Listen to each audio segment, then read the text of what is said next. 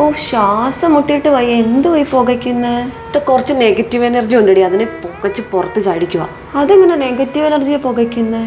Negative energy എന്ന് പറഞ്ഞാലേ നമ്മൾ ഈ സങ്കടപ്പെട്ടും ദേഷ്യപ്പെട്ടും കുറച്ച് മുമ്പ് ഞങ്ങൾ ഇങ്ങനെ ഇച്ചിരി വഴക്കൊക്കെ ഉണ്ടായി. അപ്പോൾ നമ്മുടെ റൂമിനകത്ത് ആകെപ്പാടെ ഒരു നെഗറ്റീവ് എനർജി ഫീൽ ചെയ്യുന്നു. അപ്പോൾ അതൊന്ന് ക്ലെൻസ് ചെയ്യണമെന്ന് വിചാരിച്ചാൽ അപ്പോൾ അതിന് ദേ ചന്ദനത്തിരി നമ്മളെ സഹായിക്കും. ചന്ദനത്തിരി കത്തിച്ചിട്ട് എന്തോ ചെയ്യണമെന്ന് അറിയാമോ?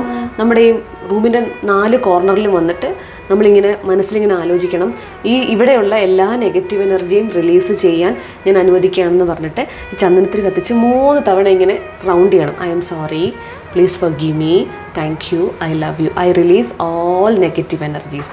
നമ്മുടെ വീട്ടിൽ ഓരോ ഇപ്പോൾ ചായക്കപ്പ് അല്ലെങ്കിൽ ഇതുപോലെ ഈ ചക്രാട്രി അങ്ങനെ ഓരോ ഒബ്ജക്റ്റിനും എനർജി ഫീൽഡുണ്ട്. നമുക്കങ്ങനെ എല്ലാത്തിലും ഇപ്പോൾ ഈ ബുക്കൊക്കെ എടുത്തിട്ട് നമുക്ക് ഇങ്ങനെ അതിൻ്റെ എനർജി ക്ലെൻസ് ചെയ്ത് എല്ലാം ഫുള്ള് നെഗറ്റീവ് എനർജി മാറ്റാനായിട്ട് പറ്റും.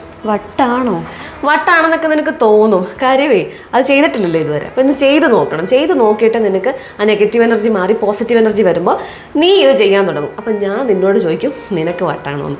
ഈ വീഡിയോ കണ്ടിട്ട് നിങ്ങൾ പ്രാക്ടീസ് ചെയ്യുക. പ്രാക്ടീസ് ചെയ്തിട്ട് റിസൾട്ട് ഉണ്ടെങ്കിൽ താഴെ പോസിറ്റീവ് എനർജിന്ന് കമൻറ്റ് ചെയ്യുക.